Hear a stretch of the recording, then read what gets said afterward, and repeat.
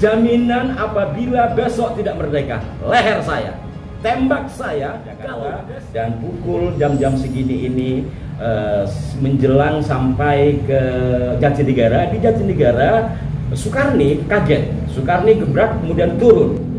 Ada jelas di buku ini siapa saja yang terlibat dalam BPUPKI atau Doko Ritsuju di Cosakai. Kayun kayune kalbu, kayun kayune suci.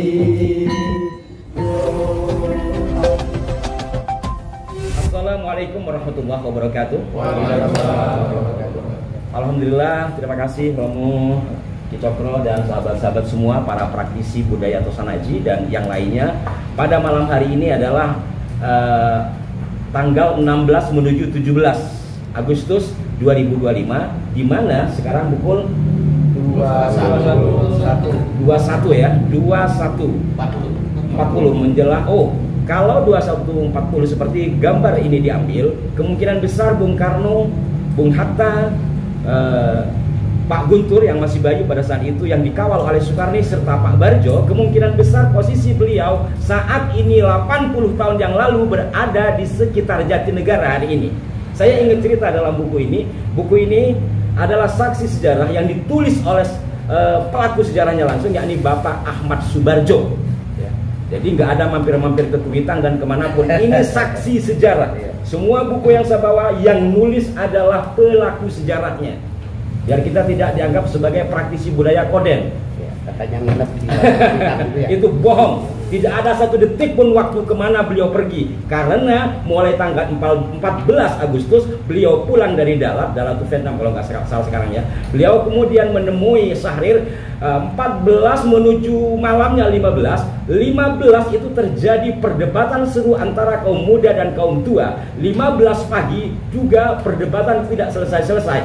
Kapan kita akan merdeka? Sebab Jepang sudah jelas-jelas kalah. Kita harus merdeka sendiri tanpa melalui PPKI, tanpa melalui panitia persiapan, karena panitia persiapan kemerdekaan itu dibentuk oleh Jepang. Kita harus merdeka sekarang.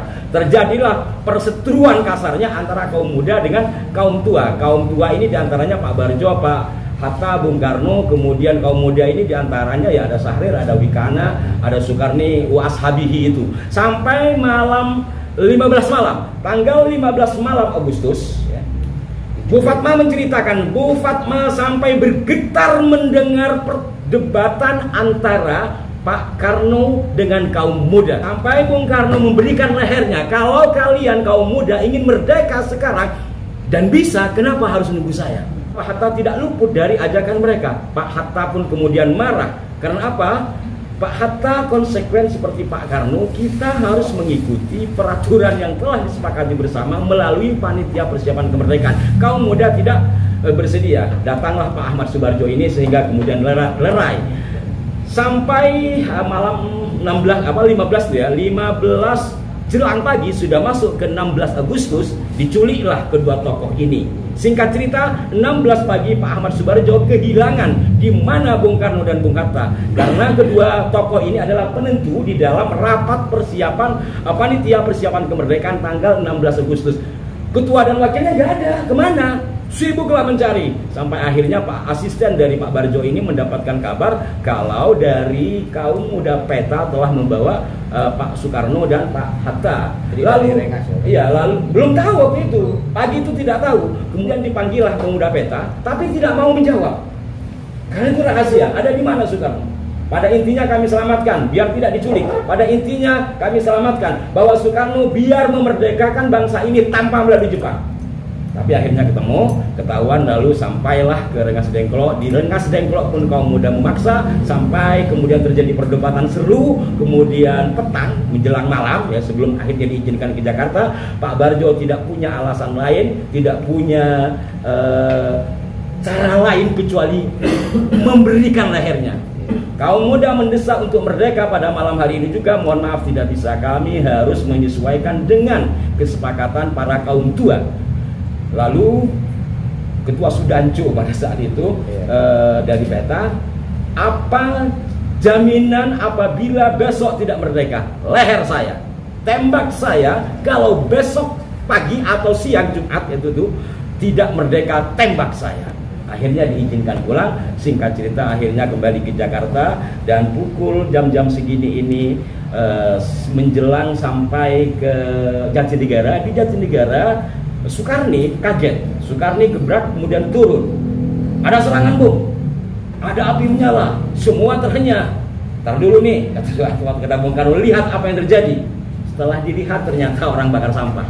Dipikirnya api revolusi sudah dipecahkan, karena pada saat itu sedang genting kan, dan di Jakarta penuh dengan kaum muda. Singkatnya kemudian sampailah ke Jakarta, tidak berhenti kemana-mana. Bung Karno hanya berhenti sebentar menurunkan Bu Fatma. Setelah itu jalan ya, itu di Pegangsaan Timur menuju ke Menteng. Menteng itu rumah Pak Hatta. Menurunkan Pak Hatta ganti baju, karena Pak Hatta diompolin sama Mas Guntur Bayi pada saat itu, dan nggak ganti baju, orang diculik. Dari situ kemudian ke rumah Maida. Di rumah Maida itu pun Pak Barjo lobby-lobby dulu dengan pembantunya. Pembantu dalam pengertian bukan tukang cuci ya, asisten lah istilah hari ini, asistennya Maida. Karena apa? Kalau tidak terjadi pertemuan yang menghasilkan sesuatu yang baik bagi semuanya, maka besok Pak Barjo pasti dibunuh. Maka itu kemudian lobby-lobby, kemudian Maida turun, terjadi pertemuan ya, dan tidak langsung Pak Barjo Pak Karno dan Pak Hatta dibawa dulu pergi. Semua bingung, dibawa kemana nih? Dibawa kabur kasarnya sama Maida sebagai tuan rumah. Belakangan baru diketahui kepergian ketiga orang ini, mungkin 4 dengan supir, untuk menemui Panglima Angkatan Darat Jepang. Karena Maida ini kan Angkatan Laut. Angkatan Laut dengan Angkatan Darat Jepang itu berbeda pandangan terkait dengan kemerdekaan bangsa Indonesia. Pak Barjo sendiri juga dibawa sama Sukarni. Kalau sekarang itu ke daerah Manggarai. Bung, Sahril menunggu Anda, karena Sahril itu pemuda hebat kan.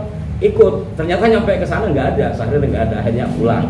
Singkat cerita, saudara-saudara sekalian, mohon maaf Romo ini saking semangatnya saya Romo untuk saudara-saudara kita ini, karena tukang keris ini, katakanlah demikian bahasa gampangannya, kita ini dianggap bagian dari klinik-klinik gitu ya, tidak paham sejarah gitu. Padahal kami sangat konsen sebagaimana kami menjaga riwayat keris ya.